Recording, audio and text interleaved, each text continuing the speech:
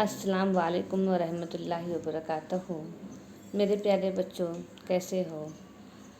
بچوں، آج ہم سائنس 1 کا دوسرا لیسن عناصر کی دوری جماعت بندی پڑھیں گے۔ Periodic classification of elements. عناصر کی جماعت بندی۔ گزشتہ جماعتوں میں آپ پڑھ چکے ہیں کہ ایک عنصر کے تمام جوہر ایک ہی قسم کے ہوتے ہیں۔ فی الحال ہمیں 118 عناصر کے بارے میں معلومات حاصل ہو چکی ہے، البتہ 18ویں صدی کے اختتام تک صرف 30 عناصر کا علم حاصل تھا۔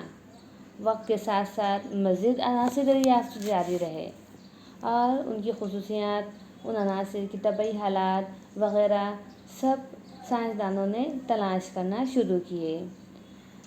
ان کی جب تلاش ختم ہوئی تو انہوں نے عناصر کی جماعت بندی کی، دھات میں، ادھات میں اور بعد میں دھات نما بھی بنائی گئی، اور عناصر کو ان کی خصوصیات سے متعلق معلومات میں اضافہ ہوتا گیا۔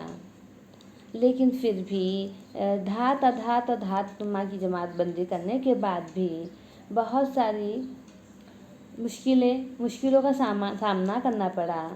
اس لیے چند ایسے سائنسداں ہمارے پاس موجود ہیں جنہوں نے عناصر کی جماعت بندی کی، اور اس میں سے سب سے پہلے سائنسداں جو ہمارے پاس ہے وہ ہے دوبے رائنر۔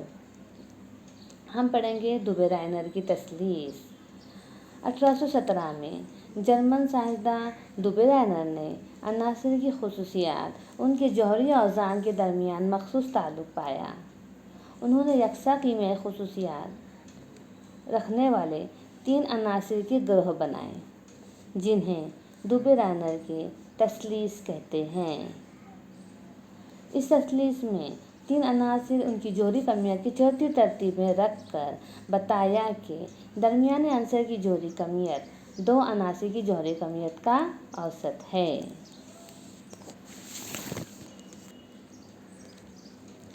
آئیے دوبے رائنر کی تثلیث کو ایک مثال کے ذریعے سمجھتے ہیں۔ لیتھیم کی جوہری کمیت 6.9 ہے، اور جبکہ پوٹاشیم کی جوہری کمیت 39 ہے۔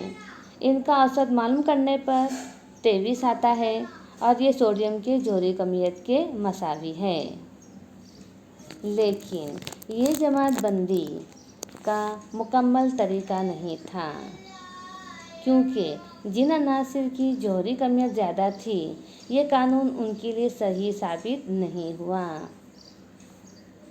اور اس طرح سے دوبے رائنر کی تثلیث کو اب کم ہی عناصر کے بارے میں ہمیں معلوم ہے۔ تو اس کی تثلیث کا کلیہ کیا تھا؟ دوبے رائنر کی تثلیث 3 عناصر کو ان کی جوہری کمیت کی چوتھی ترتیب میں رکھا جائے تو درمیانی عنصر کی جوہری کمیت دیگر 2 عناصر کی جوہری کمیت کا اوسط ہوتا ہے۔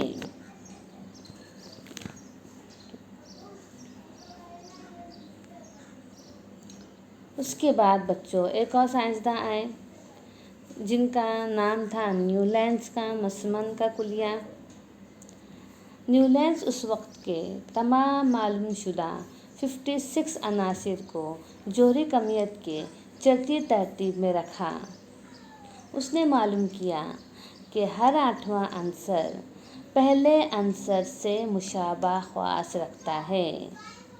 اس نے بتایا کہ جیسے موسیقی کے مسمن ہے، پہلا اور 8واں سر مشابہ ہوتا ہے، دیکھو سا اور سا، پہلا اور 8واں سر مشابہ ہوتا ہے، ٹھیک اسی طرح پہلے اور 8ویں عنصر کی خصوصیات مشابہ ہوتی ہے۔ اس نے عناصر کو ایک جوہری ترتیب میں دیا اور ایک جدول بنایا۔ اس نے پہلا عنصر لیتھیم ہے تو 8واں عنصر سوڈیم ہوگا، ان کی خصوصیات یکساں ہے۔ دوسری مثال میں میگنیشیم 8واں عنصر ہے تو پہلا عنصر بیریلیم ہے۔ یہاں میگنیشیم اور بیریلیم کی خصوصیات یکساں ہوتی ہے۔ اس نے اس کو مسمن کا کلیہ نام دیا، لیکن مسمن کے کلیے کی چند خامیاں ہیں۔ یہ کلیہ صرف کیلشیم کی جگہ تک ہی صحیح ثابت ہوا، اس کے بعد کے عناصر پر یہ کلیہ ثابت نہیں ہوا، کیونکہ اس کے بعد کے 8ویں عنصر پہلے عنصر کی خصوصیات کے مساوی نہیں تھی۔ اس وقت کے 56 عناصر دریافت ہونے کے بعد جن عناصر دریافت ہوئے اس میں مسمن کے جدول میں جگہ نہیں دی گئی۔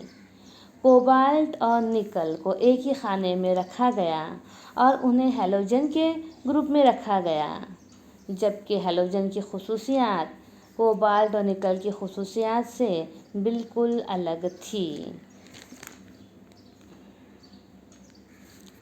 نیولینڈس کا آکٹیو یہ جدول دیکھ لیجئے۔